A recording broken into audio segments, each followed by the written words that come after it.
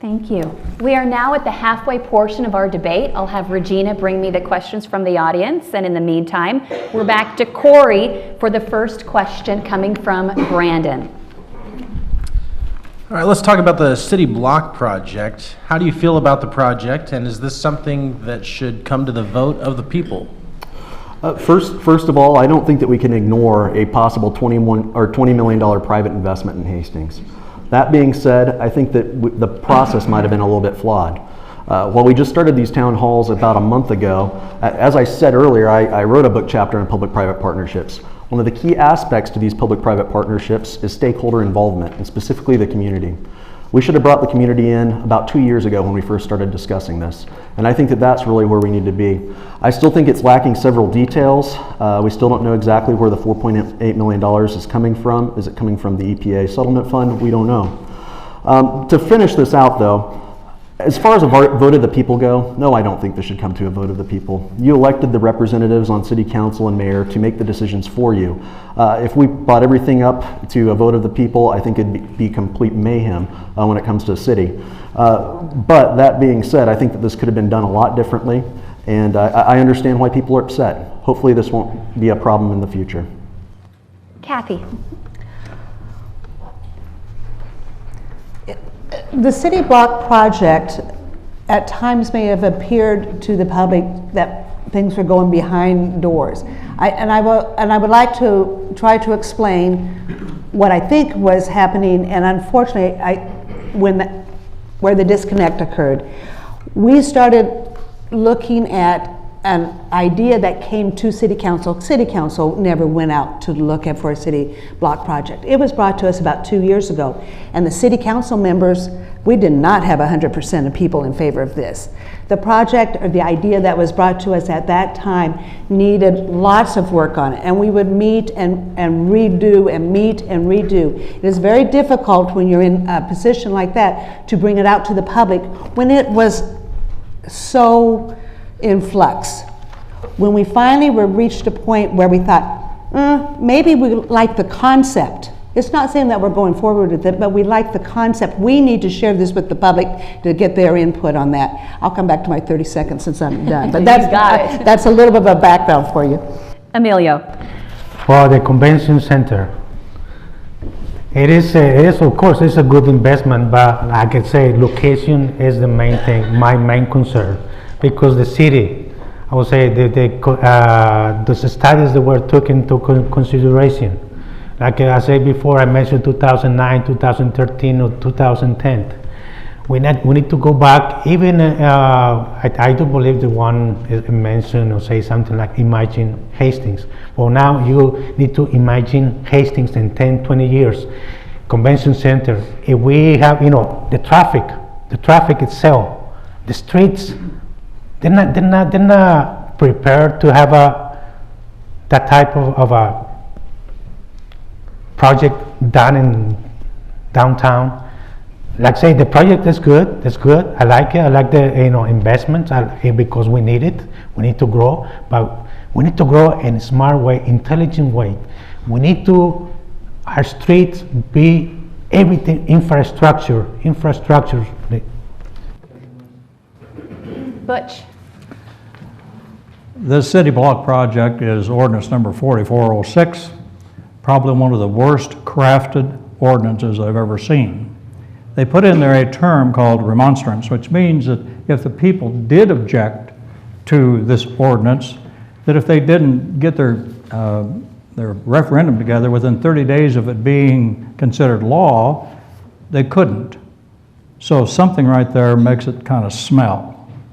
So that being said, if we went forward with this, which I don't agree with, I think the people need to have a say, and more importantly, as importantly, is our other convention center is going to be up and running here before June is over.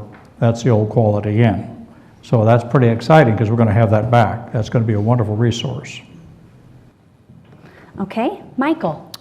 So I'll answer this backwards, and I think Corey hit the nail on the head with regards to the vote of the people. If it comes to that, I'm okay with that, but quite honestly, we have hundreds of decisions in front of us every month, and we can't take the time, every single one of them. We spent $14 million on a waste treatment facility that nobody was at the council meeting for. I mean, we have big decisions we make every day. The city block project, I think one day we'll look back. I'm just going to take a bold stance on this. I think it's one of the most amazing projects we have had in front of our community in years. And I realize some people don't agree with that, and I'm okay with that. But I think we're going to look back one day and we're going to realize this was an amazing project. Is it a silver bullet to solving all of our problems? Absolutely not. It's a step in the right direction.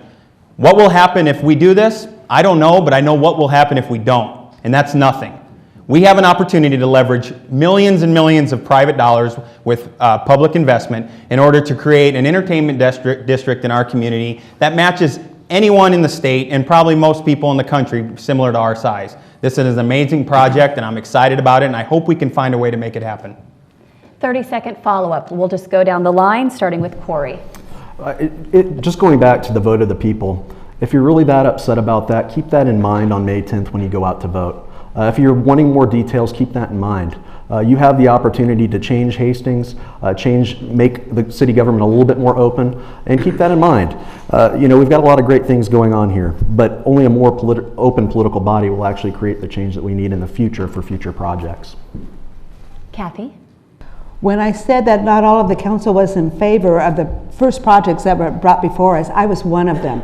But over time, I have come, as the changes have come, to also be like Michael. I'm 100% behind this. The city is currently losing so much money because we do not have our conventions here. That money is going out. This is endorsed by the Downtown Center Association, Hastings College, HEDC, CRA, BID, the Chamber. Everyone has come on board who work downtown and live downtown for this. My time's up. Emilio, would you like 30 seconds? Okay. So, well, my first one will be how many projects that were considered before this one. Okay, how many and why? If the city council comes to a conclusion before, say, okay, no, we are going through this, we're going to make it happen, we're going to build it no matter what. Why have a public meeting? I did attend the public meeting, and I hear so many people, pros and cons, and I love that. I love that because that represents our community, and they represent their sentiments and the way they see our future. Butch, would you like 30 seconds? Yes, if this goes through and the ordinance is played out as specifically it says who the players are, I don't think that the council can approve it because I think there'd be fraud being committed. So I really believe that we need to back off and at least let this thing go to the vote of the people. Also, this leveraging our money, 4.5 million is ours, and about at least 10 million comes from tax increment financing, which means it's property tax dollars that should go to the taxes and not to the developer. So that's about 15 million. That's a lot of money. Yeah, I didn't have 30 seconds, but I'll respond to that real quick. Right now we have a city block sitting there generating $0 in taxes. If we do nothing, we'll continue to generate $0 in taxes. If we invest between the two organizations, between the city and the development people, upwards of $25 to $30 million, there will be tax increment financing paid to help fund it. And when those come off, 15 years from now, there'll be, I don't know the number, I'm guessing in the $300,000 to $400,000 a year in taxes brought back to the county and the city and the schools.